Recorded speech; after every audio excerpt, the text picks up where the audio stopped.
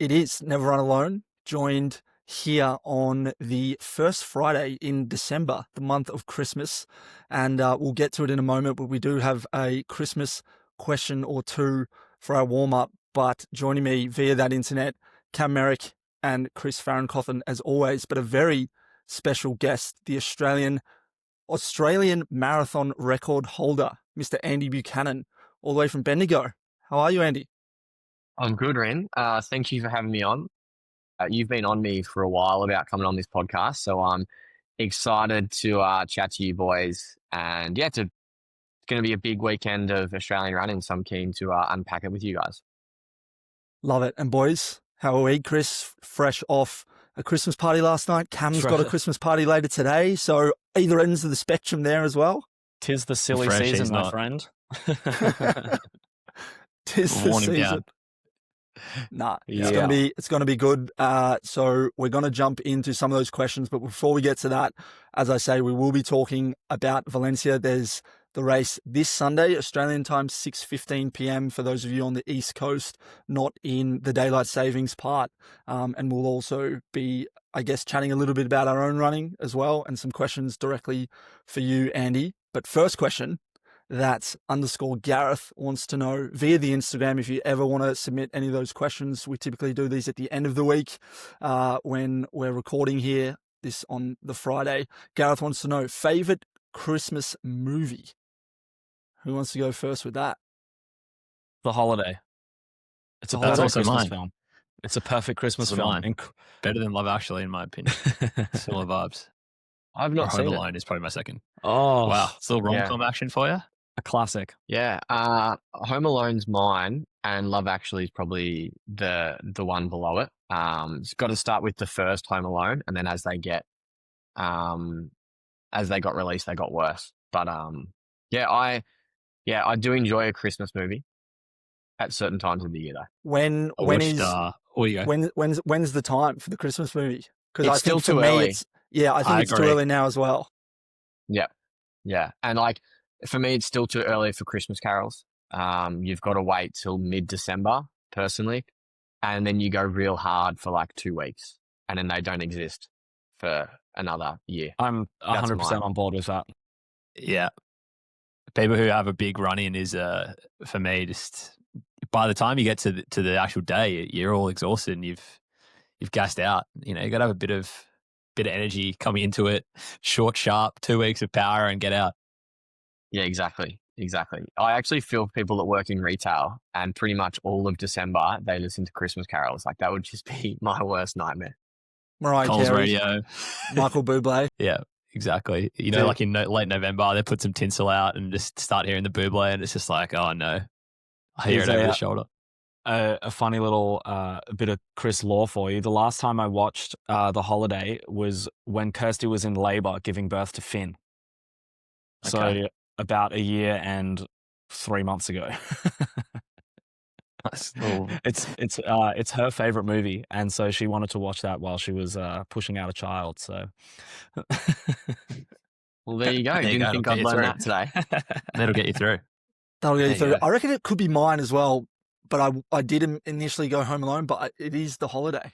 It's such a good movie. I can't believe you haven't watched it, Andy. There you go. 3-1 there. Very nice. Next question. Cliff Esmiol. He wants to know, it's a bit deep, this one. What's one piece of life advice you'd give someone right now? And there's like zero context on that. So I'm going to go to you first, Chris, fresh off a Christmas party and I think a bit dusty. What's one piece of life advice you'd give someone when you're most reflective? I think I touched on it as my buy a few weeks ago, but I think trying is my best piece of life advice. What you put your hand to, try hard, do it well, give your best, and the rest will sort itself out. Love it. Nice. Cam, what you got? I'm going to go with life's long and don't feel like you have to do everything all at once. There's still so much time to, try a million things, get into new things. People always panic that they haven't accomplished everything they want in their life by the time they're, 27, and then they realize that there's 12 months could be a long time and you can start all this new stuff. And I just think that everyone could just slow down and enjoy what they're doing and try new things and understand that you're going to have time to tick off everything you want to in your life. Obviously, like, do things with intent and passion, but don't feel like you have to have it all worked out in one go. This is my biggest one. Love it. Jeez, you guys have done well. Did you guys have you guys been prepped for this? Have you had a chance to organise these Absolutely questions? not. Oh, Just awesome. straight off the dome. Off the top of the dome. Jeez. Not their first podcast, Andy, but over to you, mate. No, See if you can top it's it. not. Yeah. I don't know. I've had a few different thoughts. I just saw a really shit dog walk past, and it was going to be like, if you buy a dog, get a good dog. That might be a bit. I agree. Not No that- glorified not that- rats. That's what this was. Those sausage yeah. dogs, what are we doing with those? Not for you. That's They're not for you. actually my favorite. That's my favorite kind of That's dog. tough. Get out of it. Actually, No, I actually love. If you go back and watch, there's an interview I did at Sunshine Coast marathon, and they asked me like what I do during the race, and it's like, oh, I look for different dogs on the course, and I look for sausage dogs. They're my favorite kind of dog. So I actually do, but this was like a little Chihuahua, and it was, speaking of the Christmas spirit, it was actually wearing a little like Santa. You can't really call it a t-shirt, can you? Because it's a dog. Coat, jacket. jacket. Jacket. But if you are buying a dog, just think about what dog you're buying. But no, my serious one is like, I don't know, it's a really good time of the year to surround yourself with good people, and people who make you better and people that make you happy. Nice. Absolutely. And you've got Rin in your house.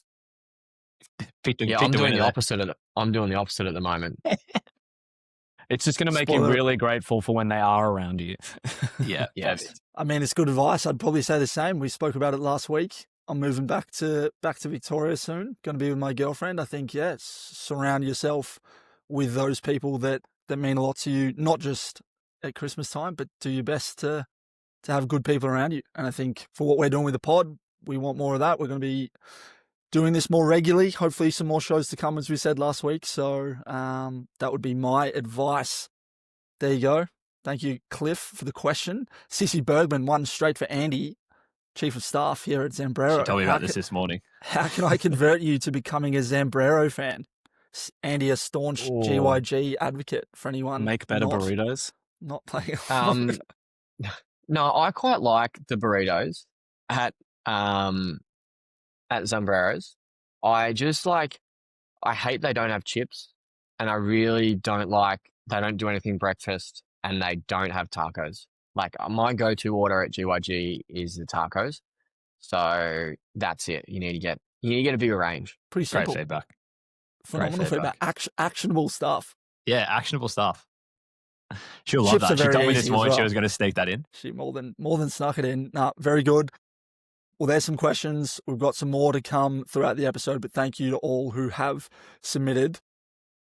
We're going to jump in and chat about Valencia. It is in just over 48 hours time from when we're recording this, from whenever people are listening to this. It's, as I mentioned at the top, Sunday, 6:15 p.m. I think local time. You'd probably know better than all of us, Andy, having run it last year. I think it's a 6 a.m. start. I actually have no idea. Perfect. I'm really bad with this kind of stuff. Like, I couldn't tell you if it's like a 7 or if it's like a 9 or 10, and I can't really remember much the course. Yeah. Gonna make for a great pod then. Yeah. It's like a reasonable start time. It's not crazy early. I don't think it's that late, but yeah. Okay. 8:15 a.m. There you go. There we go. Lovely. Perfect. Well, for context, for anyone who doesn't know, Andy, you ran a 2:06.22 last year in Valencia, which is the fastest Australian time, both male and female, of course, breaking the record Brett Robinson previously held. So that was last year. You're not running this weekend. We're going to preview the course, but maybe throwing to you first a bit about, how you're feeling ahead of this weekend and maybe why you're not running, if you can share that with the listeners. Yeah, so not running because I got a stress reaction in my femur when I was prepping for World Champs, and I kind of rushed back and was keen to do Valencia because it's like this magical place, and I think it's where a lot of runners go, and that's like the only race on the calendar. And when they look at what their next year of running is going to look like, that's the one that they put in straight away. And I've been like that as well. And so I kind of rushed back from that first stress reaction, got back into training. Everything was going okay. Probably got 3 or 4 weeks into training, and then pulled up pretty sore after a track session, and the reaction had returned. So it's in the exact same spot. So I'm pretty confident it's the same one. It just hadn't healed. And yeah, so I've just finished my, this has been my 6th week of no running. So I start my return to run next week. And that is why I'm, not doing Valencia, but I have really strong memories of going there. It's an awesome race. The course is amazing. And yeah, it definitely sucks that I'm not there, for a few reasons. Like, I'm nervous that someone will break the Australian record. I think that's pretty normal. Whenever you have something like this, you do get attached to it. And just because I had such good memories in Valencia, I just see it as like the perfect time to run the absolute best race you can. And so it kind of sucks through that, but it also sucks that I was meant to be going there trying to run a PB for me. I think I can run a PB. I think I'm still kind of learning the marathon. It's kind of like it's hitting me from all sides at the moment because, one, I'm nervous about the record, but then 2, I was planning on going there and running. So I kind of feel like I'm missing out through that as well. Yeah, almost like you don't get to defend it or have a chance to defend it if someone goes out there and runs it. Yeah, exactly. And it's just like I've just got to sit back and watch it, which is I'm not very good at sitting back. So I'll be pretty happy once this weekend's once it's over. No matter what, I'll be pretty happy because then I feel like I can just focus more on what I'm doing and where I'm at, and then my kind of long-term goals rather than all this kind of external stuff that I have no control over. Is there anything immediately on the cards for you? You just kind of get back healthy and then figure it out?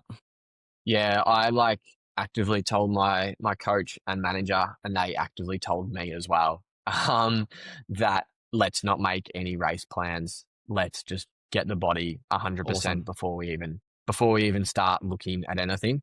I know that my manager has probably looked at races because that's the game. Like, most races in the first half of the year will already be starting to sort out their elite fields. And how this world works is a lot of managers go to Valencia and race directors go there, and then they all sit down, they all have a fair few drinks and they talk about stuff. And that's where business happens. Yes, I'm probably, my manager has probably already put me down for a race, but I don't know. Wild. Different world. Yeah, I'm sending Rin to places and he's trying to book me in for places that, they're not biting. Sitting on waiting for Gold Coast Marathon to just tick over to under 10,000 people in the queue. Yeah, we'll get to that later, don't worry. I'm sure. Yeah, a question I had on Valencia, I guess. I don't know last year. I know this year you were going to be in that elite field, the one that they probably announcing as the elite field. I don't recall whether you were last time, but I know that race, especially more than any, is like the elite's elite race. Like, there's such a deep field. There's so many people going for top times. The pacing groups are so diverse, and there's like basically any pace you want to run, there's a group for you to run with. And that's kind of why obviously people go. And I remember watching it last year, watching you run, and it, once the actual main race is going, there's kind of a secondary action of them just jumping through the crowd being like, let's check in on this person. They're going for the Australian record. This person's going for the Spanish record, and this person's going for the Italian record. Like everyone's there for hunting a record. What, I guess first question is, what's the elite process like over there in terms of, getting your own bottles, getting your own setup, getting pre-race, and then similarly, how do you just sort of decide as a group and yourself with your manager and your coach who you're going to sit in with a pace, and do you identify people who are going for certain things and try and sit with them, or is it just kind of feel it on the day? Yeah, so the first component, like I went into Valencia with a PB of like 2:08. I don't even know what it was before. 208 something, like not that, like in the world scheme, that's like, there's so many people that can run faster than me. So I'm an absolute nobody. And I got in mainly because my manager has really good connections with the race. They had like Sinead break the Aussie record the year before, like Jen ran well, Izzy ran well. And so I got in through that. I got looked after. I was pretty lucky. They paid for my flights. I stayed in the race hotel. I had access to the drink bottles and all that kind of stuff. So I was looked after, but I like didn't earn any money from it, if that makes sense. Whereas like this year, like I actually got a bit of appearance fee, which I ended up not getting because I didn't go, kind of thing. And then I was kind of on some more, like promoted a little bit, which is pretty cool. Like it's kind of the marathon, and to be included in that like elite field was a nice little milestone for me in my career. In terms of pace groups, so it was funny, like I went there last year thinking there'd be a 208, like a 207, 50, 208 kind of group, and I was like, oh yeah, that'd be good. And I think at the time, no, sorry, I thought it was going to be a 207.30 because I feel like that was the qualifier for the world champs. It was about 207.30, 208, something like that. So I was like, oh, there'll be a group for that. That actually sounds perfect. I was kind of talking to my manager and he was like, oh, I think it's going to be this, but like these things change. So don't even think about it. Like that pace group will change 5 times 2 days before the race. So like, don't think about it. We'll talk close to the race and then we'll kind of sort it out. And then I remember watching the race briefing, and that's when they kind of say, right, these are what the pace groups are going to be. And there was what was there? There was a 206.30 and then like a 209. That were the groups. And I'm like, make your call. What? Yeah. What the hell am I going to do?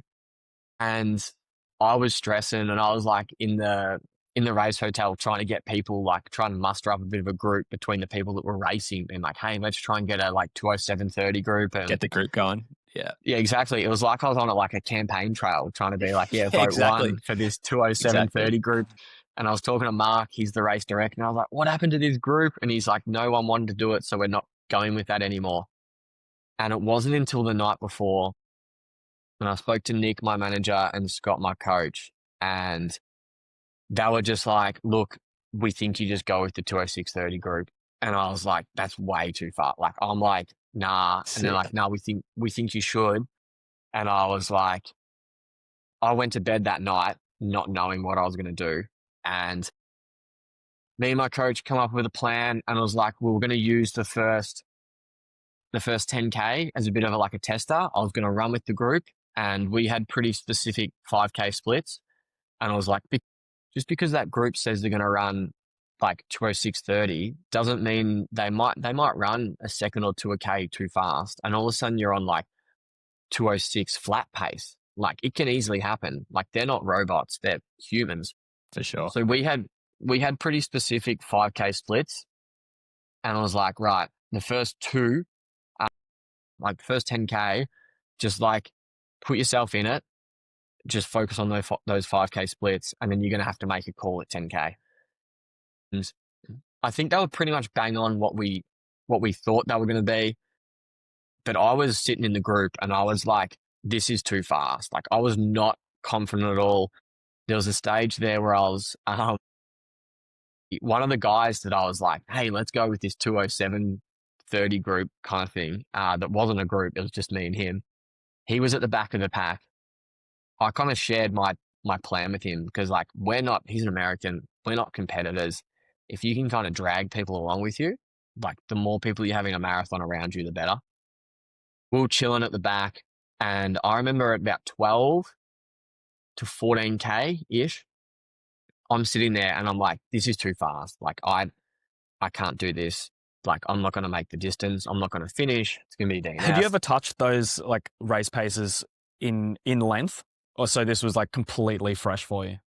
Yeah, it was completely fresh.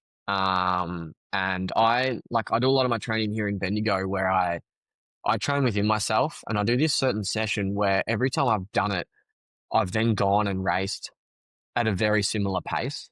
And that's been evident across like my last 3 marathons. And that was, I think it was 3:01 pace that I did that, but still like doing that for 16K versus 42K, it's very different. But I think it was about 14K. I turn around and like you do these few out and backs. Like you do some U-turns and that kind of stuff, and they're really straight roads in Valencia. And I looked around and I couldn't see a single person behind me. And I was like, oh shit. And the group was like a really good group. There was 3 pacemakers. There was probably like 20, 25 people in this group. And I was like, this is a fucking good group. But they're going too fast. And I actually was like, all right, I'm just going to ease up. Just going to like run within myself for a little bit. And I probably let that group, and it's hard to gauge when you're running along, but I feel like they were about 50 meters in front of me. And I was just kind of chilling. And I looked around again and I was like, hopefully I can see someone, not a single person. And then I like had this like real shift of like, nah, Andy, fuck, like you need to get your shit together. You're here in Valencia and you're going to run the rest of the way by yourself when you've got this group with you. Like just get back up to the groups. And I slowly made it back up to the group, sat in. But it was like I felt like it was a fartlek where I was the last person in that group and I was just constantly yo-yoing, like actually off the group and then being the last person in the group. And it wasn't until probably about 32K that I actually got into the group and I realized there was like Cesarek was in the group, like Richard Ringer, like all these other guys that I didn't even know were in the race because I was at the back of the group. So like, you can have the best made plans around what these pace groups are going to look like, but like what happens on race day is just so different. So, yeah, and that's why I think I can run faster because I spent 3/4 of that race literally telling myself, I'm not going to finish this. This is too fast for me.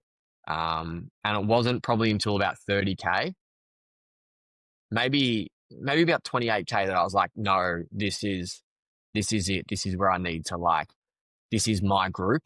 And I need to stay with this group. World's fastest fartlek session, that.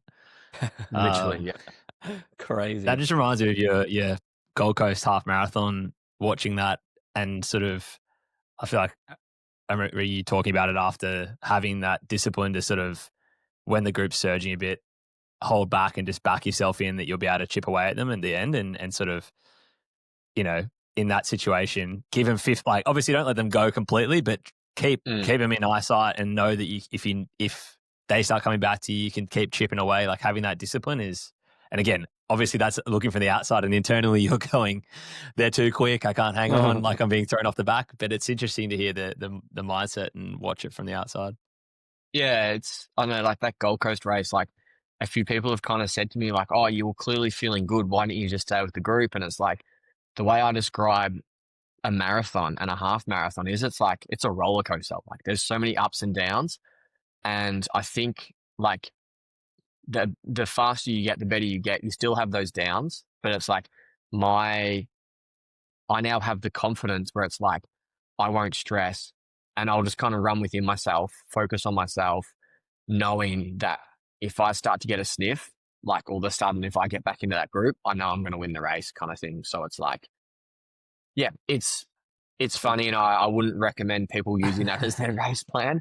Does make for interesting watching, but it's I don't know. I think I'm really good at not giving up on myself. Well, it's a quiet confidence in the prep, right? Like you know what you've done. You know what your legs can do, right? Yeah. That the Gold Coast half was actually quite interesting because I did London Marathon in April, and then I overcooked my training, just did a bit too much, didn't race that well in London. Had a bit of time off, come back, and I did a half marathon down in Tassie and ran shocking. Like, was it Lonnie, wasn't it? Yeah, Launceston. Yeah. I think I pride myself on not having too many like bad results, and that was a bad result. Like I finished 8th, got smoked by so many people, and I was like, oh shit, maybe this running thing's like, I just had a good year last year and I'm washed up. So I actually wasn't that confident for that Gold Coast one. I remember doing a session on the Tuesday beforehand, and it was like 8 by K, really fast. But the best part was how it felt. Like it felt easy. And that's kind of, so I had a lot of confidence from that. And then obviously won Gold Coast the year before. So whenever you've done something before, you're kind of like, oh yeah, I know how to do this. Like, and the same thing there. Like I got dropped and then kind of caught back up and yeah, took the racing line. It was a The great, mighty tangents. the mighty tangents. It was a great win watching that. I guess, Cam, you had a question on this, but the cross-country national trials were held on the weekend. And I think you've done a bit of that, Andy, and maybe you can ask the question, Cam, because I know it was of interest for you. But yeah, maybe we can talk about that as well on the weekend. But yeah, that question, Cam, Yeah. was a good one. Yeah. Yeah. In my deep dive before this, obviously I was marathon record holder, but 2-time cross-country Australian champion. Only one of 5 I found to go back-to-back. So, and one of them being D. Costello, obviously a fellow Oz marathon record holder, world record holder. So there's still time to keep pushing. But I guess that race on the weekend, I don't know if you caught much of it, but it was quite an interesting field. There was a lot of those top-level half marathoners all the way down to sort of 5K specialists. It was quite a deep Australian field. I guess 2 parts of that. How is that sort of cross country? You talk about being able to ride the ebbs and the flows, and I feel like those sort of races give you that sort of energy because you're going to go through so many ebbs and flows of a race where you're on different terrain. There's hills. Someone's going to take the hills better. Someone's going to find energy in the back of the race. Is that the sort of stuff that comes into your half marathons and that back sort of 5 to 10K of races where you can find that extra surge and be a bit more competitive in, racing in packs? It's given those races often aren't necessarily for time. They're more for just pure racing. Yeah, 100%. I probably didn't realize it, but as I've ran a few more marathons, there's a lot of like a crossover between cross country and the marathon. And it's like it's all about sometimes you're in your rhythm and sometimes you're not, and just trying to like sit with that and being okay with it. And I think it's like we've got a really rich history of a lot of really good cross country runners who have then translated into really good marathoners. Like you've got Deeks, Getty, and all that kind of stuff. So I think they do translate, and I think it's a really good like kind of breeding ground for hopefully our future marathon runners. But yeah, the cross trials race, I love cross country because you like if you go to World Cross, you can be standing there and there can be like 1500 meter runners, 3K steeple, 5K, 10K, half marathoners and marathoners all in the one race. And it's just like, I think it's the most stacked, deepest race in the world. Because it's whenever they have it, there's not like you go to the Olympics and you might have someone doing the 5K or someone doing the 1500 rather than the 10K, or they might be doing the marathon or all that kind of stuff. Whereas like, yeah, World Cross, I think is a very, very like special race. Like it's pretty cool to think like we had Benita win it, which is just like phenomenal for an Australian to win that. So yeah, and turns out she was a really good marathon runner as well. So another one. You're muted still, Cam. I'm going to ask a quick question just on that. Do you think it's too late for the 3 of us? Cam's Reynolds is 12 years old. Yeah, I don't know, it's interesting with running becoming, no, I don't think you're too old. With running becoming quite popular, people go to the sexy stuff, and cross country isn't sexy because if you post your times on Strava, it doesn't look that good. Whereas obviously a marathon does. I don't think at all, and I would actually really encourage everyone to go out there and be involved in cross country. I think it teaches you a lot. I think it's really good. Really good training, and like we in Victoria, you'll learn about this. We have like an AV, Athletics Victoria XCR, which is like a whole series. There's like 10 different races, and like we had a local race here in Bendigo 2 years ago, and there was like Brett, myself, Seth, Ed Marks, like Andre Waring, and there's someone else, and it's like there's so much depth, and it's yeah, I think it's actually just really good training, and you can use these races throughout the year. So I don't know what the cross country scene's like in New South Wales where you guys are, but I think it's definitely worth you guys getting out there, getting a bit of mud on the spikes, and leaving the fancy shoes at home. Yeah, we were talking about it this week. I watched. I don't know if you know the Distance Project guys on YouTube. They're like a Hocker training crew. And they just had the UK champs, I think it was, or like some cross country champs in Liverpool, and it just looks so much fun. Like, Yeah, the racing aside, it just looks so enjoyable. Like running out there with 1,000 people, or like ending up covered in mud. I mean, like the UK being probably wetter than it is in Australia, like for the cross country circuit. Like it just looks like absolute carnage, but in the best way. So I was like, it is. Should we do 2026 cross country? You guys have a course in Nowra, and it's where Yeah, okay. that's somewhere in New South Wales. I don't know where. And well, south of Sydney, but yeah, beautiful place. yeah, it's like the hardest cross country course in Australia. Like it is crazy hard. But it's a funny story about that YouTube channel. There's a guy on there. Is it Rory? Is that his name? He holds like the 10K record. Yeah, he's a weapon. He's like a 28-minute 10K. Yeah. Yeah. So last year, I'm in Bushy Park. It was pretty much this time last year. And I was there with Sondre Moen, Norwegian marathoner, 205 guy. And we're just like, I think we were on like a double run, just kind of cruising. And I see this guy and he's like absolutely like legging it. And I just thought he was like a rec runner who'd like seen some runners and had just like, you know how you run past someone and they like kind of look at you and they like start like running a bit faster to kind of like show Pick off. it up 10%. Do you guys get that? Yep. Yeah, exactly. And I'm like, oh, look at this guy. And Absolutely. he just come flying past us. And Sondre's like, oh, that's the like British 10K road record holder. Like he's run like 27:50 or something. And I was like, oh, that's funny because I was like referring to him as a rec runner. And then I met him at the coffee shop. Like Teddington's a pretty small place and he lives there. And he's actually a really nice guy. But it was funny that I thought he was just like a rec runner. Power move. Yeah. Unreal. We've lost runners. We have lost runners. Briefly. Oh, well. I was going to say, yeah, I mean, that cross-country field, like you said, like, Cam Myers obviously won it, but he's like 1,500, 3K. Seth O'Donnell, Morgan McDonald, they're 5K. Isaac Hayne is a half, 10 half sort of guy. Canto, a marathoner, half marathoner. Josh Phillips, a miler. Like there's just the range in that top 10 is crazy. And I think that, like you said, is an interesting one just to see sort of the whole mix of different, disciplines, I guess, come together. Yeah. Yeah, exactly. And like one of my all-time favorite races is World Cross when it was in Bathurst, because it was so cool to have that here in Australia and to have it at like such an iconic Australian spot was really special. Love it.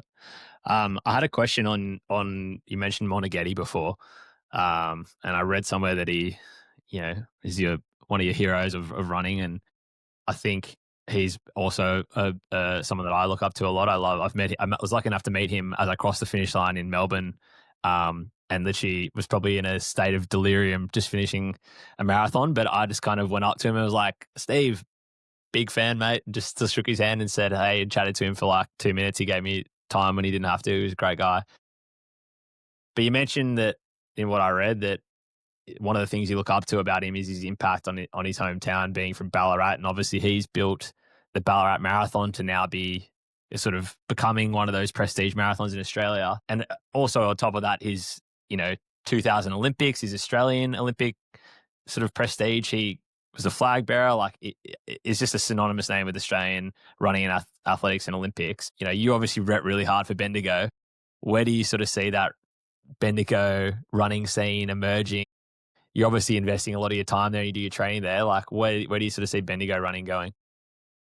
Yeah. And you are spot on. Like I do look up to Mona for the less so for his performances, but probably more so the impact he's had. And like I know that Ballarat running was really strong because there was probably kids at school that watched the Olympics or watched whatever and saw the guy from their local town that they'd see running all the time on the screen competing against the world's best, and that's how they got into running. And I'm like, that's a pretty cool impact to have. And yeah, so that's something I'm trying to do here in Bendigo. I think it comes and goes, but we've got some really good depth here. Like a kid I coached just last night won the under 18 3K national all schools title, which is pretty good. And we had 3 different, nearly said kids. They're not all kids. 2 of them were kids. One of them wasn't competing at the World Cross Trials. So it's nice to see, like, we've always had good runners, but probably those runners are now looking to take that next step and not just be good in Victoria, but be good in Australia. And I think running can take you so many places. And it's a really cool sport to get into. And like being a country town here, like it's all about netball and footy. And that's what people are obsessed with. So it's nice to get running on the scene a little bit. I read somewhere that you are. Oh, you go. I was going to say, am I making an impact? I don't know. Like, it's something I don't really think about too much. Like, I probably am, but I would rather think about that when I'm done my running and that. And yeah. I think the fact we're talking about it's definitely a part. I was going to say, I read somewhere that you used to grow up running against the Selwood boys. Yeah. And getting dropped by them at local meets. Have the Cats ever called you up and said, we need a wingman and just do doggies up and down the sideline and use that fitness? No. So I actually played footy until I was like 13. My main strength in footy was running away from the ball. Yeah. I didn't get concussed, which is great. And yeah, I'm terrible at footy. I haven't had the call up. But I do talk to Joel a little bit, and he did say, yeah, come on down. Because he knows I'm a Geelong fan, and he said, yeah, come on down. I'll show you around the club, which should be pretty cool. So I'm keen to do that, take him up on that. But those boys, they're, very naturally talented, and we were in the same running club. And there's like not that many people in this running club because this is before running was cool. So I'm talking like, when I say running club, imagine like a heap of like introverts out in the bush, probably like 40 of them, and they're wearing like the daggiest clothes. It's like everyone likes standing around having a cup of tea. Like, it was great. I loved it, but literally the opposite to what a running club is now. It's just pure running at that point. Pure, very, very pure running.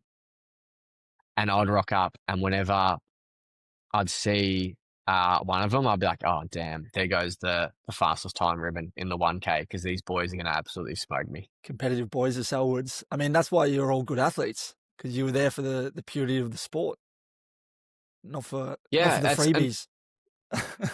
Well, I was there for the afternoon tea. There's this guy, Gav, who makes a really good chocolate cake, and he's been making it every single Saturday for about 25 years. That's what I was there for. I was there for the afternoon tea.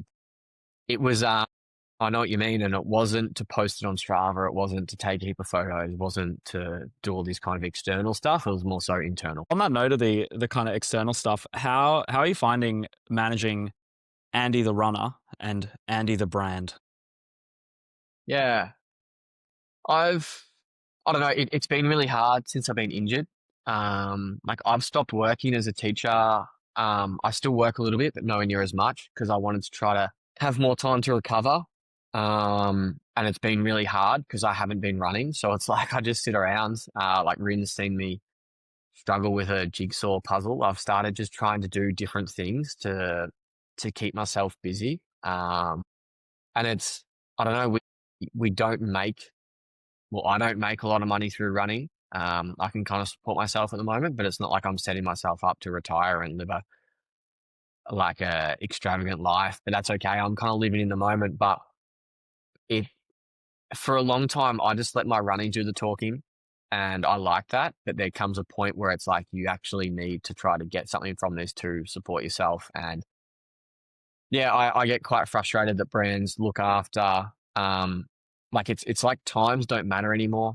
And it's more so about just views and how much, like, what people look like and all that kind of stuff, which it is very frustrating. But I don't know, there's some good that comes from it. Like, I'm really enjoying this YouTube channel, and like, when I first met with Rin, one of the things was like, one of our mutual goals was like just to put running, like have more eyes on running. And like that's really easy to do when things are going well, like really, really easy. It's a bit hard when things aren't going as easy as I'm finding out at the moment. But that's okay. And that's actual real world stuff, which I think is important to show, because a lot of the stuff you see isn't. Yeah, that's, I think, what make the rise of like long form stuff so important, especially for athletes, is it suddenly brings you down to earth. It puts you from this like unattainable person who's a freak at whatever sport you do to, oh, they just do jigsaw puzzles on Saturday, like me, you know? Yeah. Poorly. No, they do them so poorly, true. but yes, they do Poorly. them. They attempt. Yeah. He already reckons he's missing some pieces. Smart. Cop out. Rin probably did steal a couple. As soon as I arrived.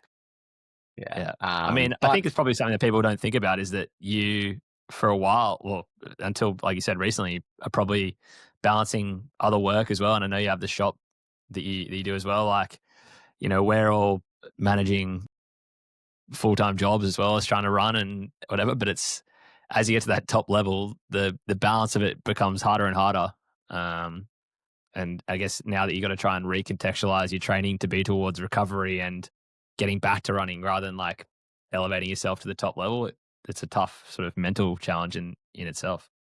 Yeah, it is. And it's the thing, like I love running, and it's just a little bit tricky at the moment because at work, like I'm a running coach in a school. So that's about running. I own a running shop. So that's about running. I'm an online running coach. So that's about running. And then I'm a runner as well, which is obviously, about running. So it's like, I feel like all I do is talk about running. I do love running, but then there's a certain point where when you're constantly saying the same thing over and over and over, it's just kind of like, this kind of sucks a little bit. But have you had to kind of take a moment of pause and go, okay, so who am I outside of running? I feel like I did that a year and a half ago, and I was trying to like do all these things to make myself not just Andy the runner. But then I was like, actually, I'm completely comfortable with being Andy the runner.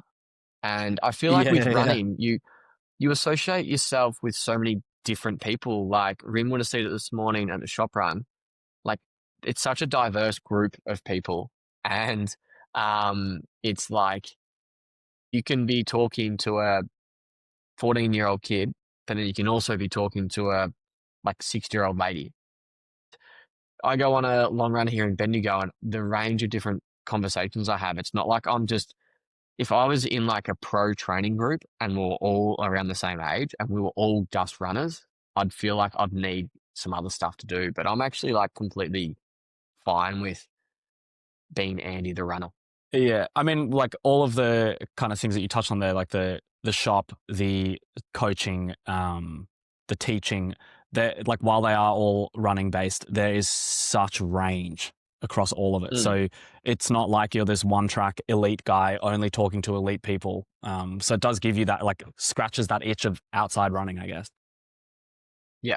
Yeah, no, you're so right. And it's, I just love running, which is good. As do you guys. Get to that point. It's so nice. Yeah. Absolutely. Cam had written down here that both your folks have done their 6-star. Yes. Is that something that you'd want to do eventually? So they haven't done Sydney, but I think they got their Abbott's World Made, whatever you want to call it, before Sydney was a thing. So I think I think it's fine. They've ticked it. Yeah. I don't know. At the moment, it actually doesn't interest me at all. Like I couldn't care less if I do. Like there's some of the races I want to do, but I want to do them because of the race, not because of this 6-star. Absolutely. Medal. Like I would love to do New York. I would love to do Berlin. I'd love to do Boston. Tokyo, I'd probably take it or leave it. Chicago would be cool because it's fast, but yeah. You want to come on our Boston trip next year? Hey, maybe that sounds like fun. Don't come. I'm trying to go first Australian. I don't need you there just breaking it by a mile. No, I saw as well. Like that they were there the year of the Boston bombing. Yep. Yeah. Is that right? So That's so that wild. is right. You've done some good research. I'm Andy, impressed. I don't come here unprepared, mate. So I remember, my parents, they'd always go overseas, they'd do a run, and then they'd like spend a month overseas kind of thing. And whenever the trips were in Australia, us kids would always go along. Whenever they started traveling overseas, those invitations stopped and we had to stay back in Bendigo, which sucked. But so they did Boston, and with the time zone difference, I remember waking up pretty early to the news that there was this bombing. And like, when you wake up and like something like that has happened, you just like, you can't actually really figure out exactly what's happened. You don't really know. You keep seeing the same stuff over and over. And it's just like there was a bomb at the end of the race. Didn't know a single thing. And I was kind of like, that's not good. Like both my parents were doing it. Like hopefully everything's good. I hadn't heard anything. But then if you hadn't heard anything, is that a good thing or a bad thing? And then it's also like 2013 where you probably don't have the same comms. It's not easy to get it. Yeah. It's like, I think at the time they would be going to an internet cafe to send an email kind of thing. Yeah. So Skype. Crazy to think about. And I had all these family members contacting me being like, oh, we heard there was this bombing. Are your parents okay? And I was like, don't know.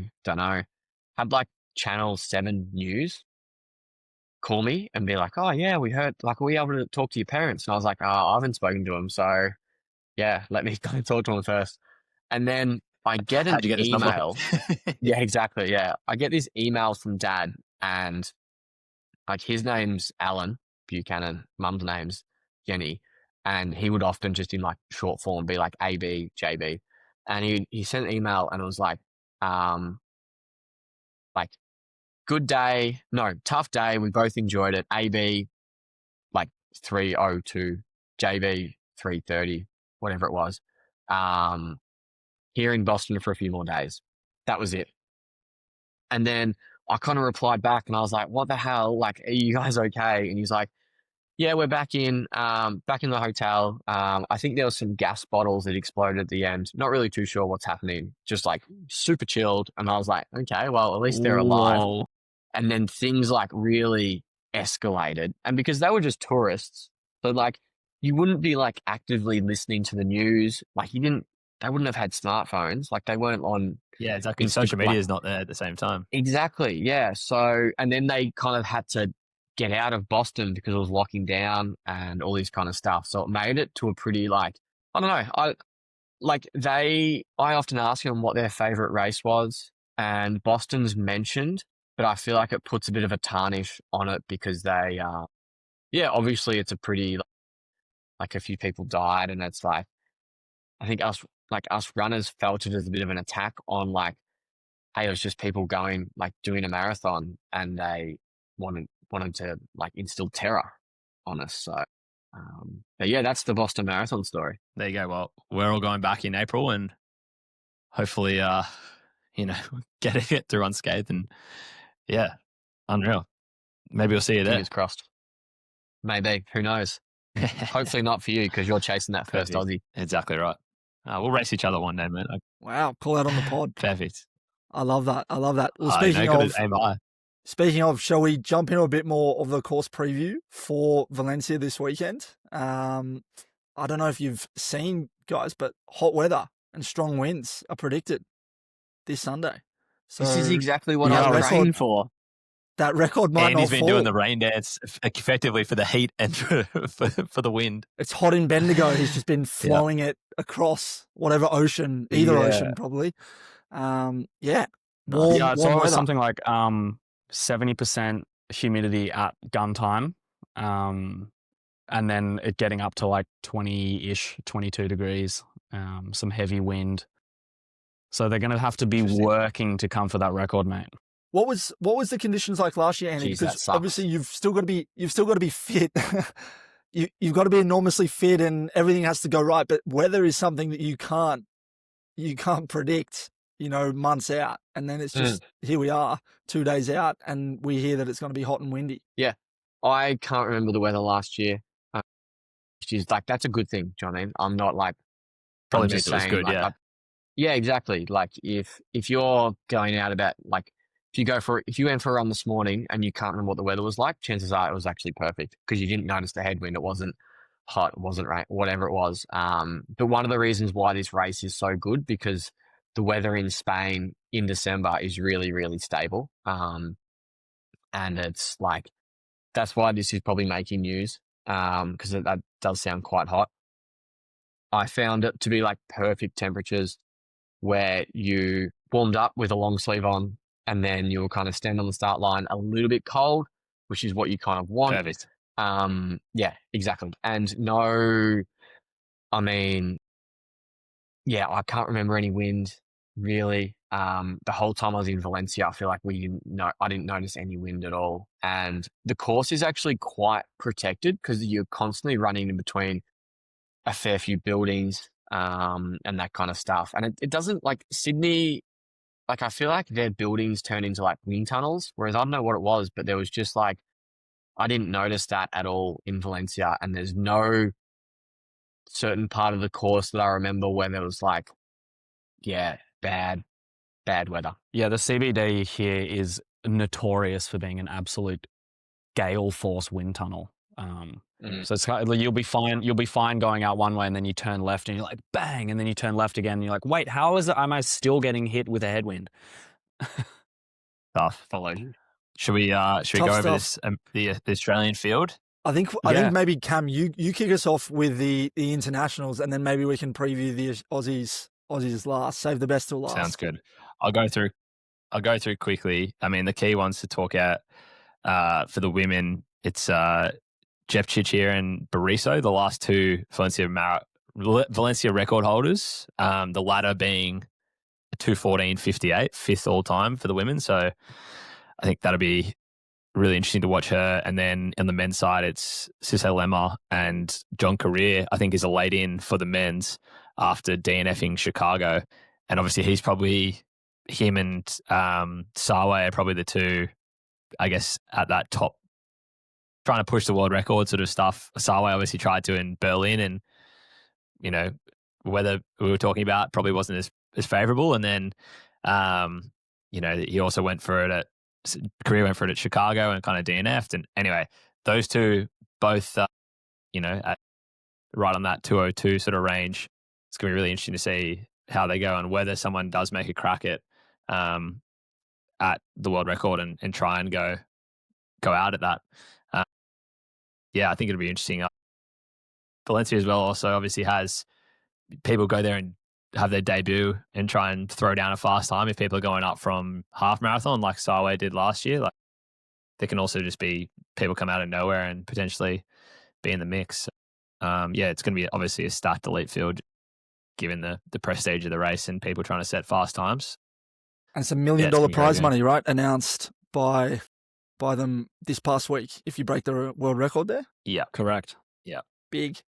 Andy fuming, sitting in his front room, just pondering shaving 5 minutes off. I don't know. Or maybe 6. Yeah. It's funny when people ask us casual punters, like I've had, some of my mates who don't know much about running, with all love and respect to them, back home, go, oh, can you help coach me on these things? You've done so well to go from a 3:16 to a sub 250, which is obviously great. But then when you're trying to shave off 6 minutes for that record, might not be possible. For anyone listening at home, just to contextualize how hard that might be, just in case you're wondering. The point of diminishing returns.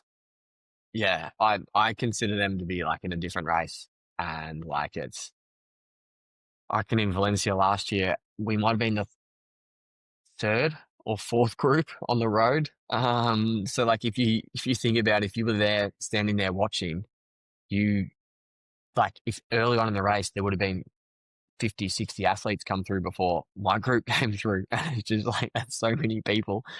And I remember like the start, and I thought we got out hard, and you just see the lead group just disappear off into the distance. You're like, holy shit, that's a different Crazy league. That is a completely different race.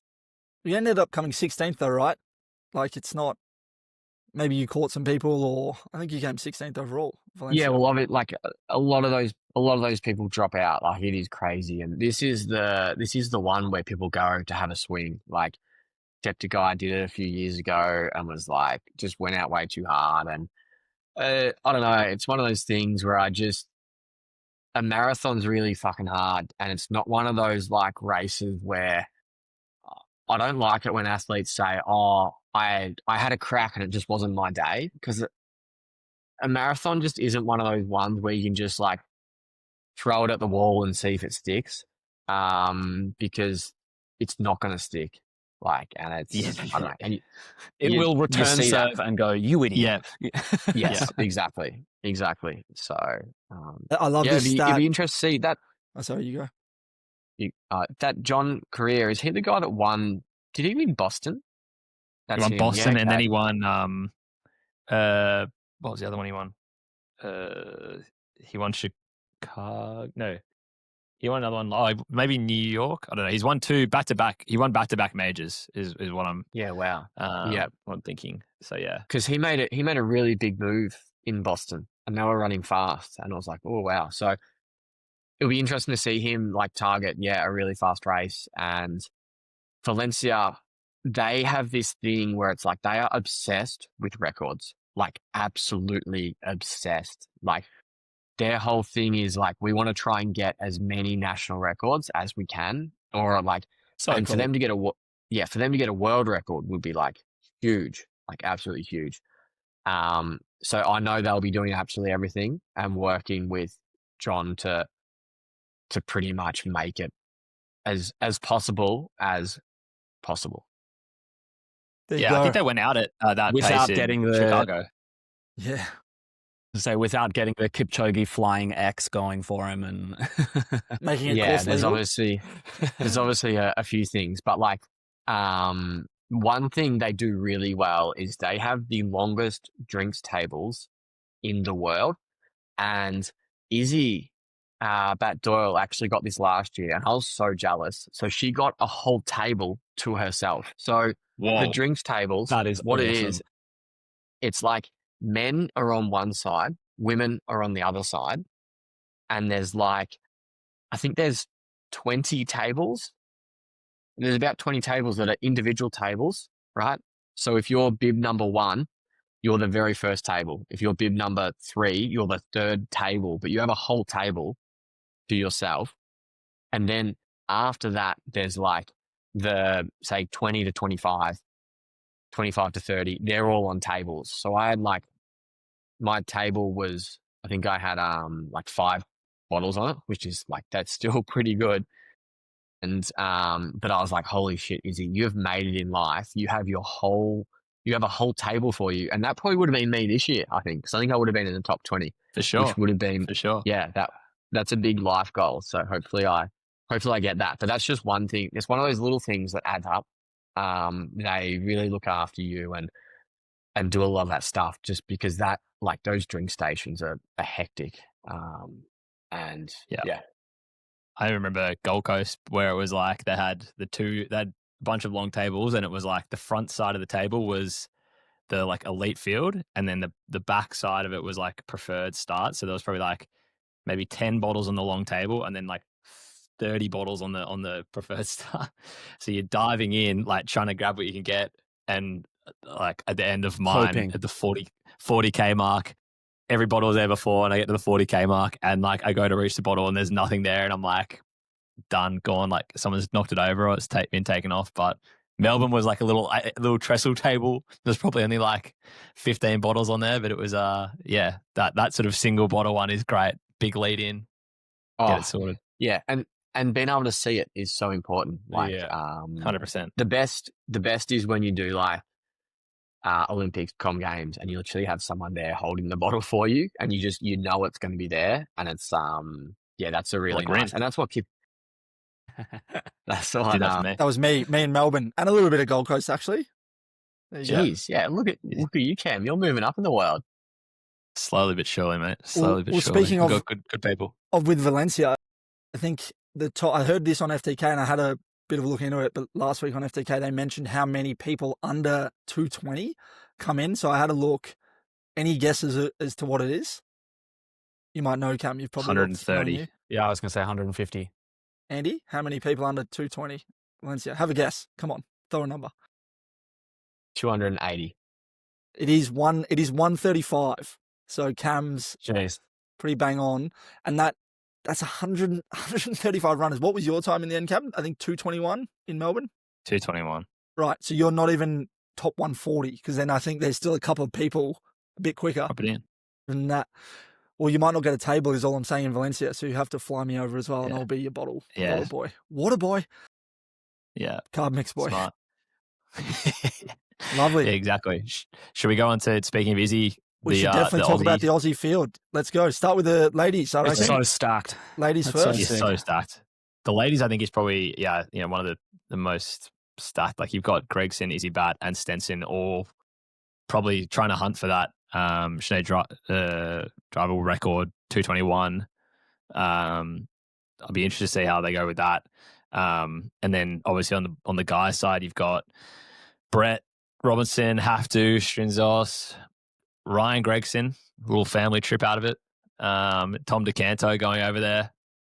There's probably, the Haftu, Brett are probably trying to be in the hunt for that around that record sort of time. And then you probably got Gregson, DeCanto more in that sub 210 areas, which would be really interesting to see. And yeah, I'm just can't wait to watch. Big fan of Haftu. I'm keen to see him try and throw down in a marathon and try and go really quick. So yeah, there's just a lot to watch. I love, obviously, a lot of the big majors, you might have one or two Aussies in that top sort of bunch, but this year there's going to be a lot to sort of follow and see how they're tracking. And great viewing time, really going to be one to sort of sit back and watch. Maybe not for Andy, he might be biting his nails watching guys go for the record, but we'll be watching. He'd enjoy the women's. What are your predictions, Andy? Talk us through what you think. Yeah, I think with the women's, it's going to be interesting. I think it'll be between Izzy and Jess. I think Jen's just coming back from having a baby not that long ago. Kudos to her for, she's definitely put in a good block, and I think this is going to help her next year as well. But it'll be interesting. Like Jess, I thought Jess was going to run a little bit better in Sydney, but she had a bit of a hamstring problem that meant she couldn't do a lot of hills, and like maybe Sydney was a nice little warm up.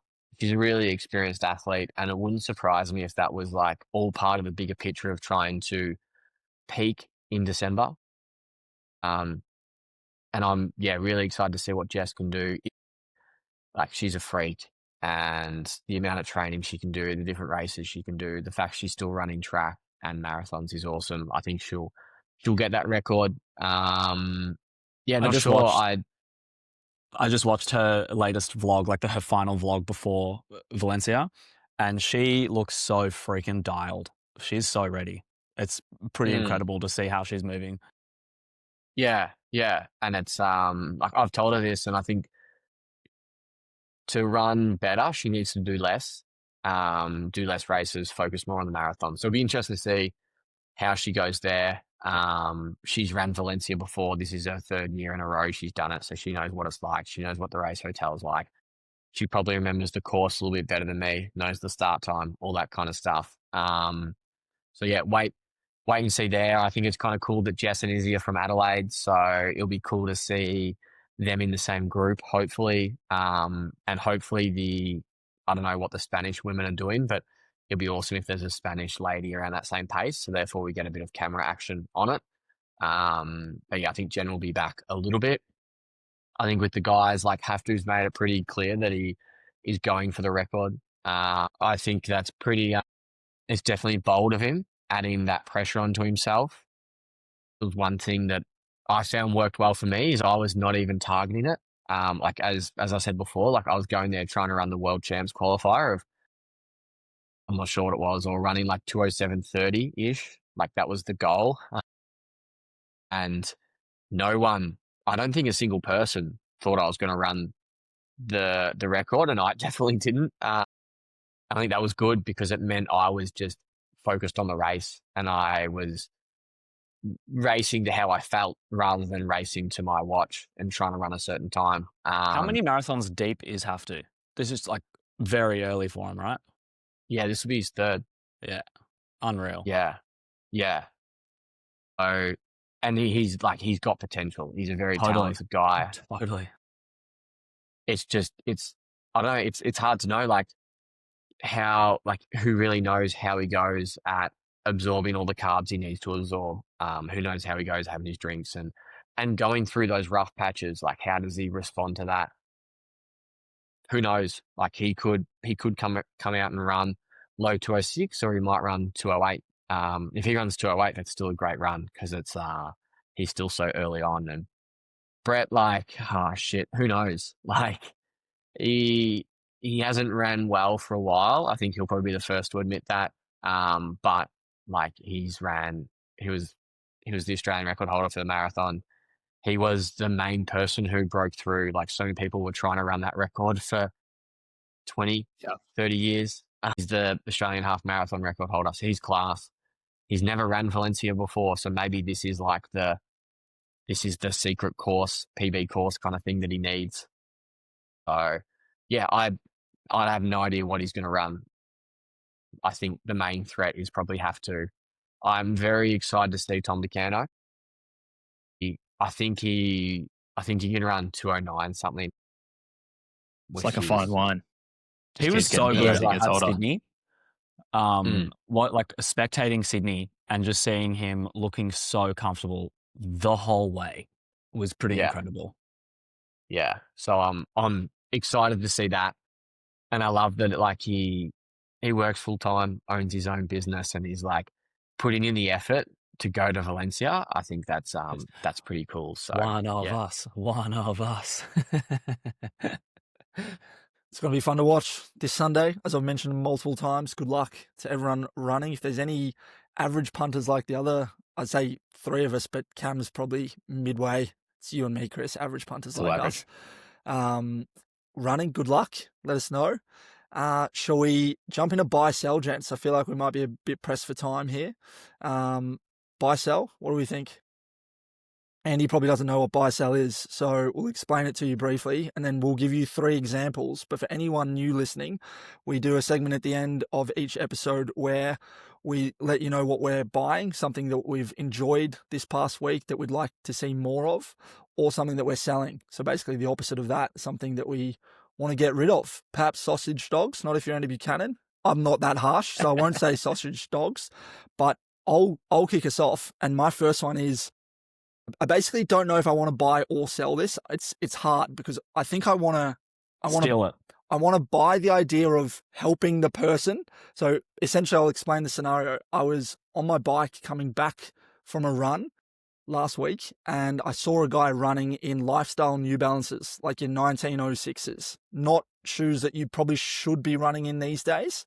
And I want to know what you 3 and also the wider audience think about telling someone during the run, hey mate, you probably shouldn't be running in those. Good on him for getting out. And he wasn't moving too slow. I didn't do it because I thought I don't want to be a dickhead. It's like running in Vans. But yeah, what do we think about this? I think it's buying the running but selling not running in running shoes is what I'm... Probably gave him the most convoluted answer as an example for Andy in the first go of understanding this segment. So you two will clean that mess up. Answer the question, Merrick. Come on. You know what I'm saying. I think his joints will let him know that he's wearing the wrong shoes pretty quickly. So I think he can just let that sort it out for himself. The fact that he's getting out and after it is the buy. Yeah. Okay. So just listen to your body. Agree. By listening to the body. Cool. Fully agree with that. All right. Too easy. Throw to one of you schmucks. I've got a really simple one, and it speaks to the week that I've had. I am selling radiologists. Yes. Yeah. You didn't get an update on your running, but true. We should give us a 30-second update. Yeah. So had a stress reaction in my fibula that I've been working on for the last 12 weeks or so. And I'd done a couple of gyms and a couple of runs last week. Had a bit of pain over the site on Saturday, and I was obviously mentally just down a hole. Oh yeah. Got a scan done on Monday for peace of mind. Tuesday, physio calls me and goes, all good on that fibular stress reaction, but there was a missed grade 2 stressy on your tibia that they didn't catch the first time round. And I was like, are you kidding me, mate? And like, because it wasn't presenting any pain or anything like that. So it was like, there was just nothing that I could have done to know about it other than go get a scan, which I did. And the radiographer has missed it. So sell them. Replace them with AI, I say. Bye. Oh, that's rough. That is really rough. Yeah, but it's in a low risk spot. It's resolving, so it's on its way to healing. So I'm not too far back from where I was. So life goes on. Good stuff, mate. Stuff. You'll be back. Good stuff. Boston bound. Merrick. Boston bound. I am selling, and I've got a short buy, but my sell is probably pretty popular on this week, is just the Gold Coast Marathon application process. They clearly probably didn't expect themselves to be as big as they are, but people logging on to try and buy a ticket at exactly when the race opened and seeing a queue of 30,000 people, and then seeing the half marathon sell out and then the marathon sell out while they're still sitting in the queue is probably not a great look for them. Obviously great in the sense that lots of people want to run it, and that's awesome, but I think it's just got to be a ballot if that's what they're going to do, because it's just, all it does is frustrate people, and it's not really the fairest way to go about it. If you just got people sitting there, they're just the luck of the draw in a queue. I guess that is kind of in some way, but it's just not the best. And then my small buy is Cyclones, the ice block. It's been hot days recently, and just finishing a run and just ripping a cyclone after has been awesome. So 100%. I'm buying a little nice ice block after a hot run. How much do Cyclones actually cost? They're probably like $3.50 these days. I reckon the last one I had one was a while ago. Box. You buy a box? Buy a deal. You got to go the box, Nice. don't you? Yeah. Value. Good stuff. Like Andy, So Andy, what are you buying? What are you seeing? What are you selling? it. What have you got for us? He doesn't need to buy a Gold Coast ticket, that's for sure. He might just get one of those. You hope. I'm really lucky that I don't have to be involved in that stress. I don't fully understand, but I can kind of understand what it's like. I have a lot of athletes that were trying to get tickets, and that sucks. Did you try and get That Taylor really Swift sucks. tickets in February, whenever it was? Nah, I didn't. It's the same. It's exactly the same. Yeah, yeah. That's a deep hurt. But I am selling Black Friday. I absolutely I like hate it. Black Friday. I agree. And it turned into like a whole month. And I own a local business, and it just kills us. So I'm selling that. My buy it's going to be pretty quick, and it's just simple things: cups of tea, books, jigsaw pieces, puzzles. Just simple things. Beautiful. Just, you don't need to spend a lot of money. Just trying to get back to the basics. Man, love that. I love it. Well, that's been the pod. There you go. A buy What a and a treat. sell from Andy Buchanan. I'm sorry I butched the example there, but we No, got you got there it in the done. end. We've done a great preview. Hopefully that was valuable for everyone listening. Any other final thoughts, gents, before we wrap it up? Nah, Cheers to perfect. Valencia, Looking you forward know. to Sunday. Yeah.